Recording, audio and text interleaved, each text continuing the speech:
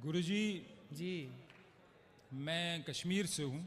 कश्मीर जी जी। अब मैं प्रयागराज में रहता हूँ 20 साल से। जी।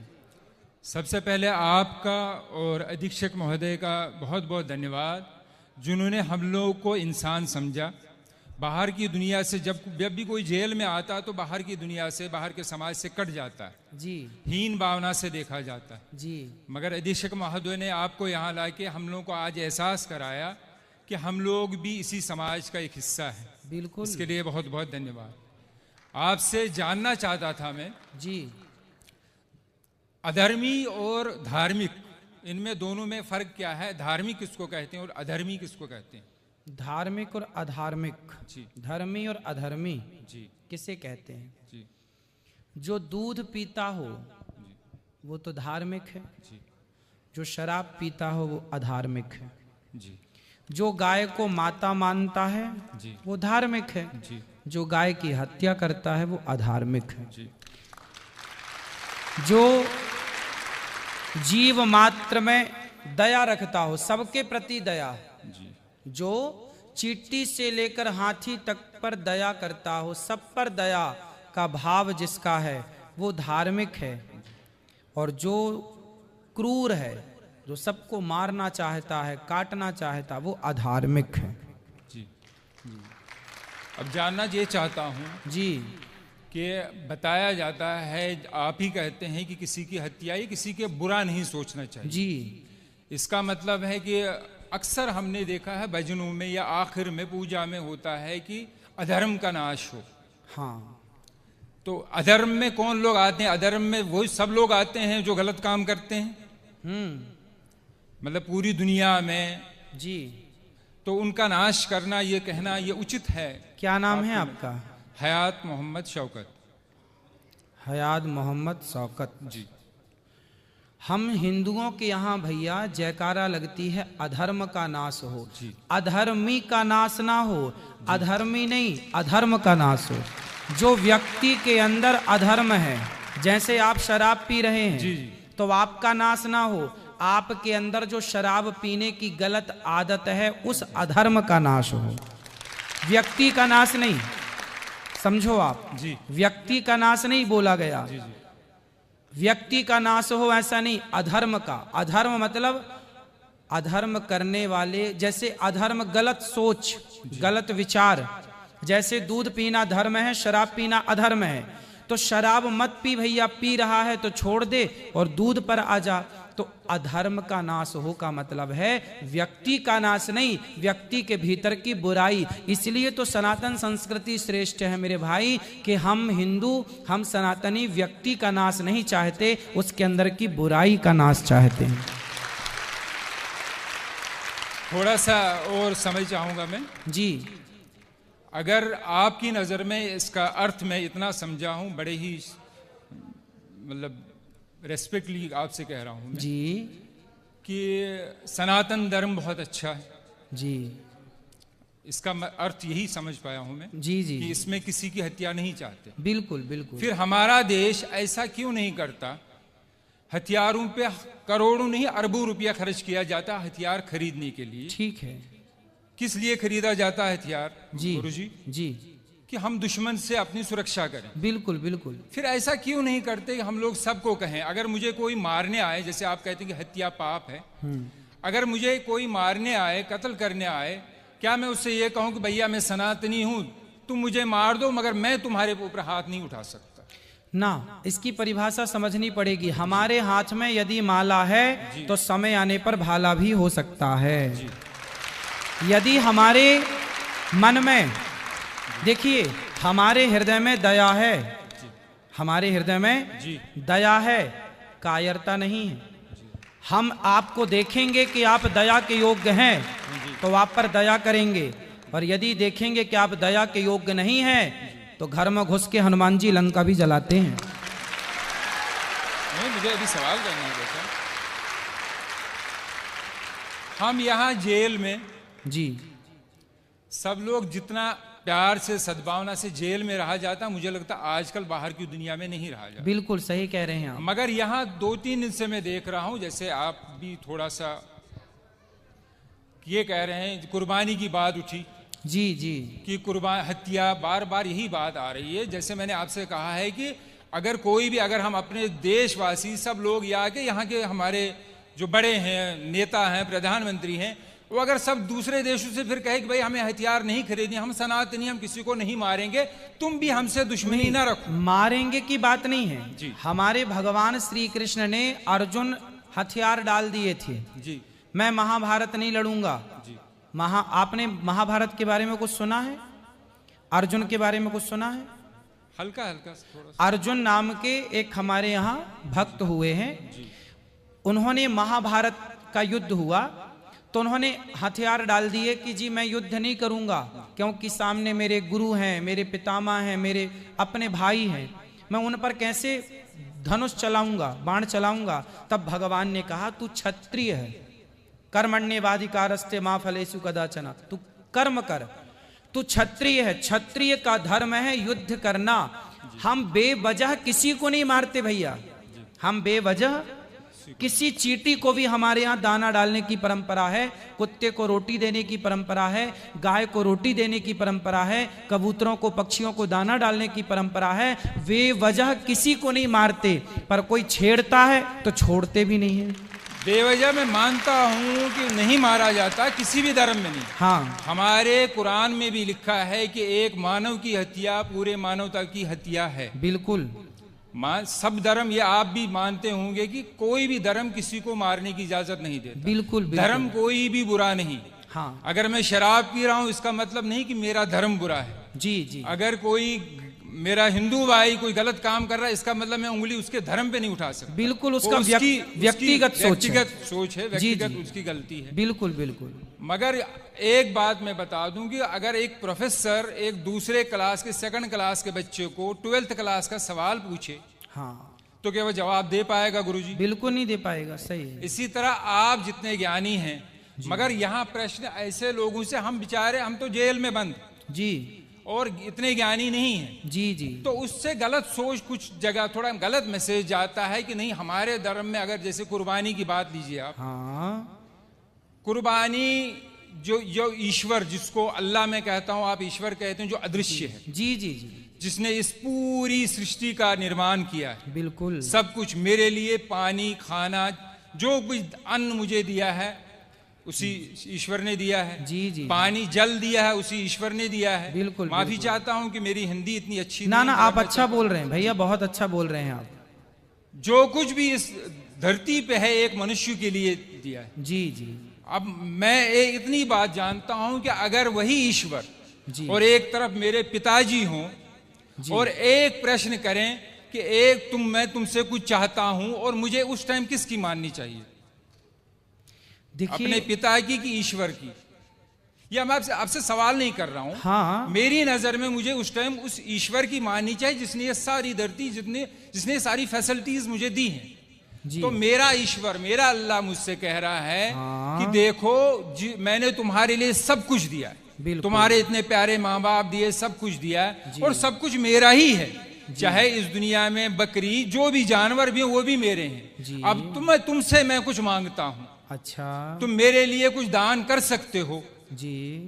इंसान की नहीं मांग रहा, जो हमारे प्रॉफिट जो रह चुके हैं उन्होंने उनको अपने बेटे को दिया था। जी जी। मगर उसके बाद कहा गया है कि तुम मेरे लिए कुछ कर सकते हो। मैं तो उनके लिए, अपने अल्लाह के लिए जान भी दे सकता हूँ। जी जी। तो उसके बदले मैं जो हुक्म मिला है कि आप ऐसा कीजिए, ये दान किया कीजिए, तो ये सिर्फ इसलिए है कि एक प्रथा है कि मैं हमेशा हर पल तैयार हूं, जिसने मुझे इस दुनिया में लाया है, जो मुझे सब कुछ करता, मैं उसके लिए सब कुछ कर सकता हूं। ठीक है, ये विचार है मेरे। सही है, सही तो है। मैं ये नहीं चाहता है कि कोई गलत मैसेज जाए। बिल्कुल बिल्कुल। देखिए, बात गलत और सही की नहीं है, बात तो पर्सनल, व्यक्तिगत। जैसे मैं आपसे एक सामान्य सवाल करूं, इस पर नहीं कि आपका मजहब क्या है, पंथ क्या है, धर्म क्या है। जी। हम धर्म, मजहब, पंथ को थोड़ी देर के लिए अलग करके, और एक इंसानियत के नाते, हम भाई भाई के नाते एक बात कर लें आपस में, और एक जरा सा विचार कर, आप मेरे से पूछिए कि बताइए कि क्या किसी की हत्या करना सही है, तो मैं बोलूंगा भैया नहीं। ऐसी मैं आपसे पूछता हूं एक भाई के नाते, एक सामान्य चर्चा के नाते, कि बताओ किसी की हत्या, हम भगवान को, अल्लाह को अभी जी इस बात से अलग रखें, बस एक सामान्य दृष्टिकोण से बात करें कि बताओ, आप मेरे से पूछे, अभी आपने पूछा मेरे से, तो मैंने बताया कि हत्या करना गलत है। अब मैं आपसे पूछ रहा हूं कि बताइए, क्या किसी की हत्या करना सही है? मैं इसका उत्तर ये दूंगा कि ये निर्भर करता है परिस्थिति पे। यहाँ जितने भी मेरे भाई मर्डर में आए हैं, किसी ने खुशी से नहीं किया, बिल्कुल, कोई परिस्थिति ऐसी उत्पन्न हुई, बिल्कुल, या कोई दुश्मनी थी, कोई किसी को, एक अभी आया है आखंड जो हमारा हिस्सा है, 2 दिन पहले की बात है, हाँ, उसकी बहन को किसी ने बलात्कार किया था, वो लड़का बलात्कारी अंदर आया, मगर वो 2 महीने में जमानत पे छूट गया, तो उसके भाई ने उसको बाहर मार दिया।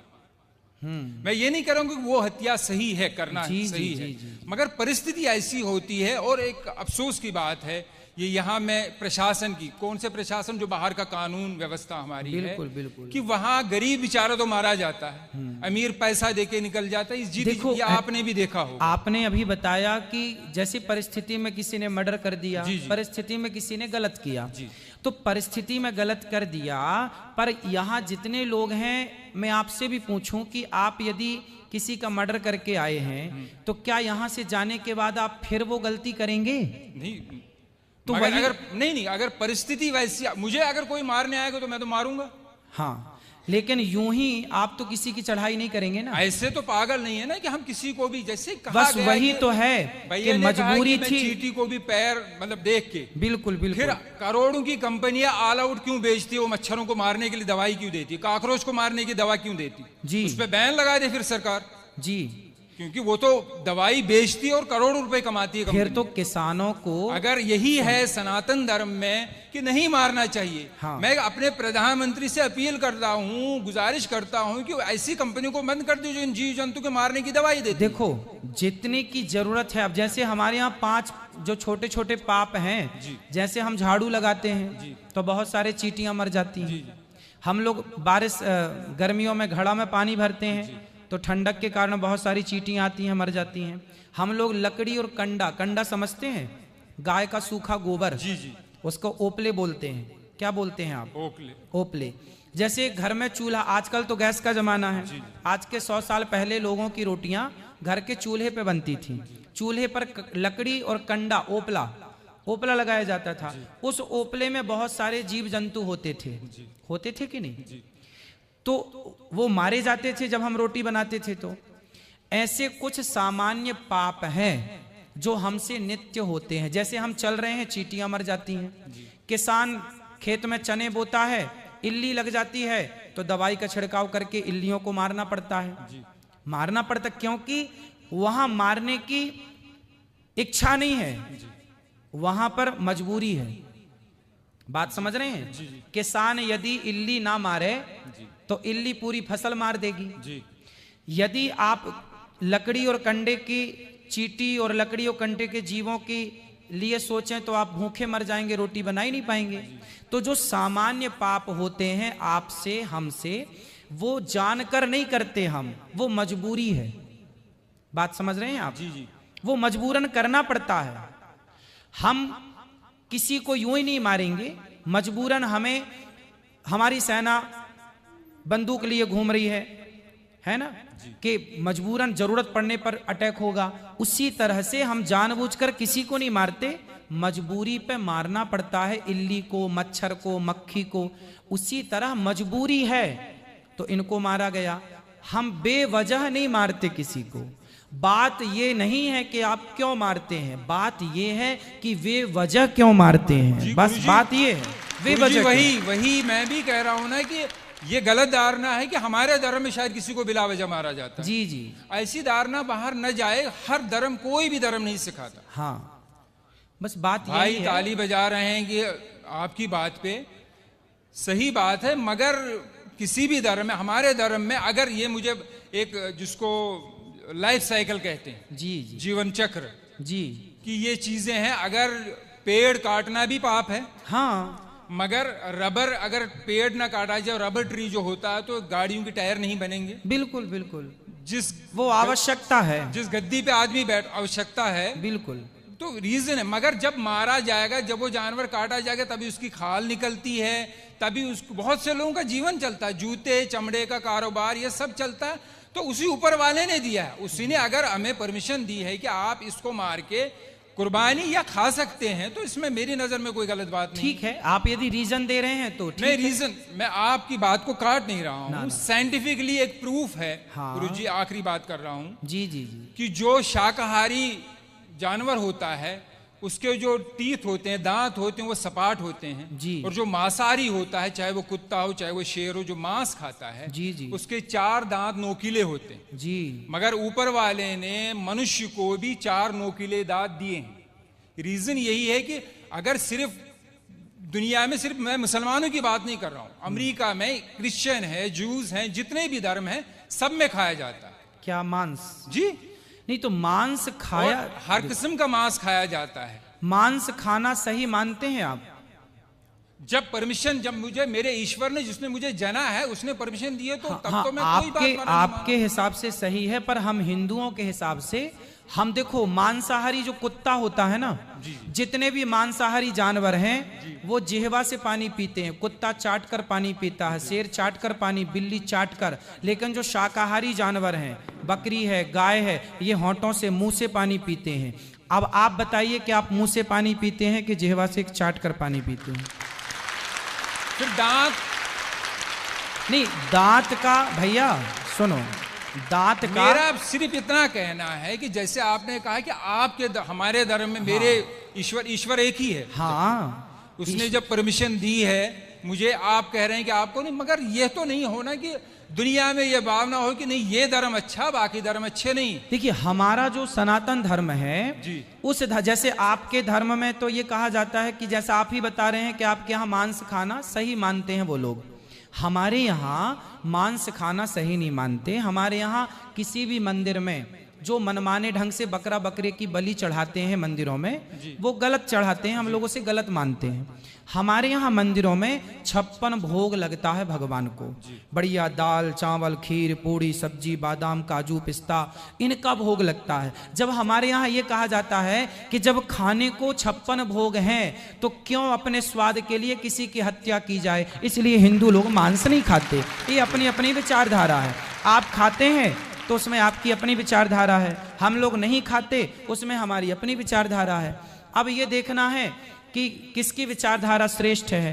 यदि श्रेष्ठता का निर्णय किया जाएगा तो ये देखा जाएगा, और निर्णय नहीं करना तो अपनी अपनी जगह सब ठीक है। जी यही मैं कह रहा हूँ। आखिरी बात, हाँ, जैसे आपने कहा कि मैं आपके धर्म को इसलिए बुरा नहीं कह सकता ना कि ये लोग देखो मांस नहीं खाते, तो दूसरा धर्म वाला ये क्यों कहे कि देखो ये मांस खाते इसलिए बुरा है।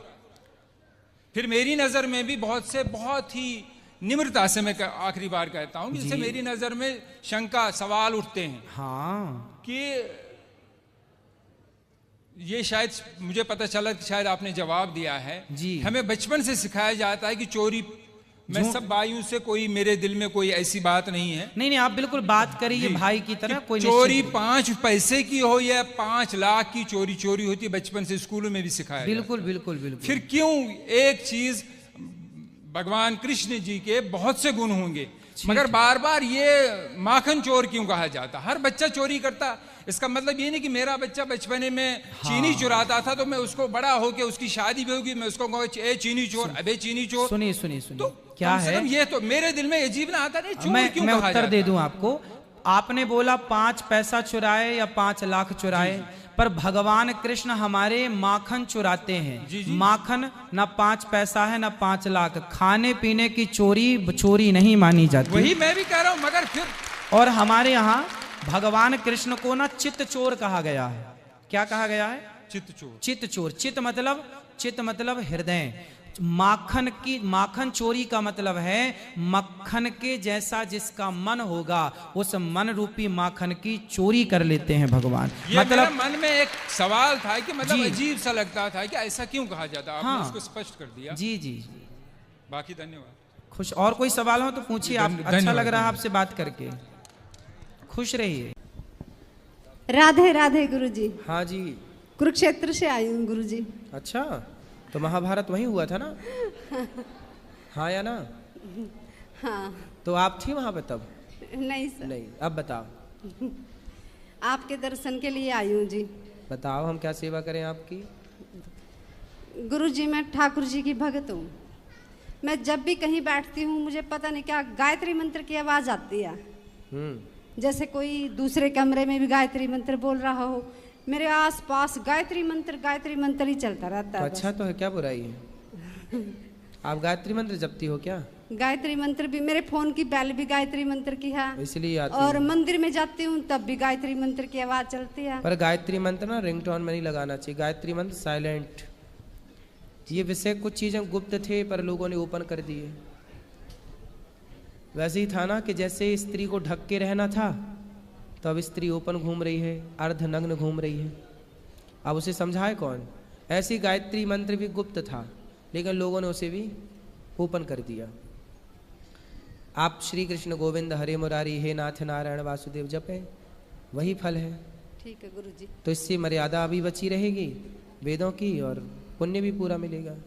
गुरुजी आप जो आज के ये कलयुग में जो लड़कियों को ज्ञान देते हैं ना, जो अपने माँ बाप के बारे में बताते हैं, भी अपने माँ बाप के जो कोई नहीं किसी का भी सिर्फ माँ बाप ही हैं, ये आपकी बहुत अच्छी बात लगती है मुझे भी। आज लड़कियाँ अपना रास्ता भटकती हैं, कपड़े कैसे पहनती हैं, जो आप उनको अच्छी रास्ता अच्छा शिक्षा देते हो ना, वो आपकी अच्छी अच्छी बातें बहुत अच्छी लगती हैं। और आपके दर्शन करने के लिए मेरी आंखें तरस रही थी। जो आज आपके दर्शन हुए हैं ना, मेरा मन बहुत खुश है गुरुजी। खुश रहिए। इतनी दूर से आके आप मेरा जीवन सफल हो गया गुरुजी। सुखी रहिए। महाराज जी राधे राधे जी। आप जी के चरणों में कोटि कोटि प्रणाम। महाराज जी आज की भागदौड़ भरी जिंदगी में हम अक्सर खुद से ही दूर हो जाते हैं। कृपया बताएं कि इस जीवन का असली उद्देश्य क्या है और हम कैसे अपनी आत्मा से दोबारा जुड़कर शांति और पूर्णता प्राप्त कर सकते हैं। जीवन का लक्ष्य है आत्म कल्याण। आज पहले के लोग ना प्रकृति के साथ कनेक्ट थे। पहले के बच्चे पेड़ के नीचे बैठ के पढ़ते थे जी। पहले के लोग दोपहर का समय टाइम पास भी करते थे यार मित्रों से, तो पेड़ की छांव में बैठ के करते थे जी। पहले के ज़माने में पैसा बड़ा कम था, भरपेट भोजन की भी व्यवस्थाएं नहीं थी जी। फिर भी पहले का व्यक्ति सुकून था, सुकून में था। टेंशन क्या होती है, डिप्रेशन क्या होता है, पहले का व्यक्ति जानता ही नहीं था। और आज का व्यक्ति जितने महलों में रह रहा है, आलीशान जिंदगी जी रहा है, उतना डिप्रेशन है, टेंशन है, तनाव है। कारण ये है कि हम लोग अपने लक्ष्य को भूल गए। आपने पूछा कि जीवन का लक्ष्य क्या है? जीवन का लक्ष्य है निष्कपट भाव से, सच बोल करके, ईमानदारी से परिवार का पालन करना है। भाई हमें परिवार के लिए रोटी कमाना है, तो हम झूठ बोल के क्यों कमाएं? आज लोग झूठ बोल रहे हैं, छल कर रहे हैं, कपट कर रहे हैं। काहे के लिए? कह रहे हैं कि पेट के लिए कर रहे हैं। पेट के लिए थोड़ी इतना ज़रूरत है झूठ कपट की। भाई हम तो दिन भर ईमानदारी से काम करें तो भी ईमानदारी से कमा लेंगे पेट भरने के लिए। पर आजकल लोगों की इच्छाएं ज़्यादा हैं। इच्छाएं इतनी हैं कि कंपटीशन है, उनका बंगला है तो हमारा भी हो, उनकी गाड़ी है तो हमारा भी हो। इसी भाग दौड़ में व्यक्ति लगा है और इसी भाग दौड़ में जीते जीते मर जाता है। उसे पता ही नहीं चलता कि हमारा जन्म क्यों हुआ था। जन्म हुआ है आत्म कल्याण के लिए। सभी की सेवा करो, सबका दुख दर्द समझो और अधिक से अधिक चुप रहो। प्रकृति से कनेक्ट, अपने घर के आसपास ना थोड़ा पेड़ पौधों का, गैया रख लो, गाय की सेवा। पहले के लोग बहुत साइंटिफिक थे, समझदार थे। आज के लोग बने समझदार हैं पर है एक नंबर के मूर्ख। आज का व्यक्ति ना 60 साल में तो मर जाता है और पहले का आदमी 90 साल तक मैया कुएं में जाके पानी भर लाती थी। तो बताइए कौन सी समाज समझदार थी? आज की जो 60 साल में मर जा रही है या तब की जो 90 साल तक स्वस्थ रहते थे? कौन सी समाज समझदार है आप बताइए। आज आप अपने को समझदार कह जरूर रहे हैं पर अपने अंतर मन से पूछिए कि क्या आप समझदार हैं? आज भारत की मृत्यु दर का जो आंकड़ा है 60 का है। 60 साल में आपको मरना ही है, 60 अधिक से अधिक 70। और पुराना आंकड़ा निकाल लीजिए, 85, 90, 95 तो आम था, 80 तो था ही।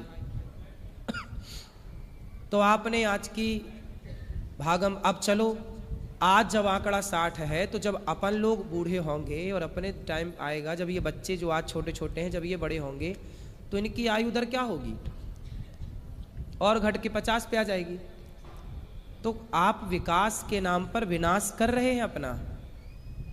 अब इसको, इस दूरदृष्टि को लोग समझ नहीं पा रहे हैं, ये दिख नहीं रहा है। बंगला दिख रहा है, गाड़ी दिख रही है, लग्जरी जिंदगी दिख रही है, बस इसी भाग दौड़ में व्यक्ति मरा है और आत्म शांति भूल। इसलिए सुकून से राम इतना दीजिए जामे कुटुंब समाए, मैं भी भूखा ना रहूं साधु न भूखा जाए। यही जीवन का सत्य है, यही जीवन का सार है कि भगवत चिंतन करते हुए अपना कल्याण करो।